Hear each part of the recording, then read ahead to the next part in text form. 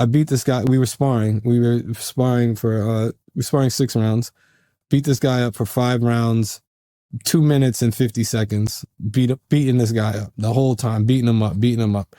And I got 10 seconds left in the last round that we're sparring. The bell had rung, so there's less than 10 the 10 second bell.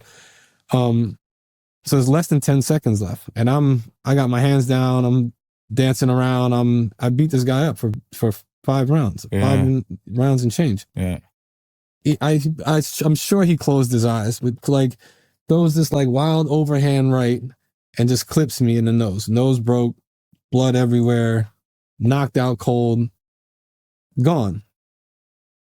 That 10 seconds that I took off, you got to see it. You got to see it all the way through. Right. So there's these life lessons that I picked up along the way through sports and through boxing. And you know, it was, though you learn those real lessons and then try to figure out how to apply it to the rest of my life. How do you, because to that point, right?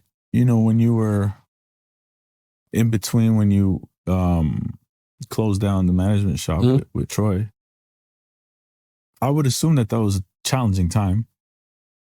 How do you see through that? Like, because at that point, you kind of do get knocked out there, right? Because nobody's coming offering a job. Like, how do you see yourself through that? More challenging than, and not, you know, financially challenging. Like Troy and I had done amazingly well for ourselves, and you know, I had figured out how I was paying for lunch the next day, you know. Sure. But at the same time, it's like, for me, it's just a wake up call, you know. Like nobody's knocking on my door. Like, you know, there's not all of these things and all of these opportunities. Like I got to get back to work. Yeah. And like I was, what the kids say, like working like the rents do. Like I had to get back to that, you know. And it was challenging, you know. But it was one of those things where it's like, don't ever take this shit for granted or feel like you're bigger than the program. Right. Like, you know,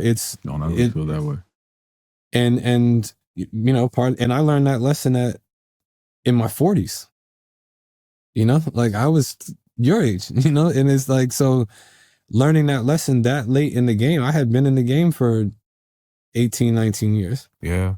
And had, you know, we had done some things, and it was a reminder that, like, you know, tomorrow's not promised.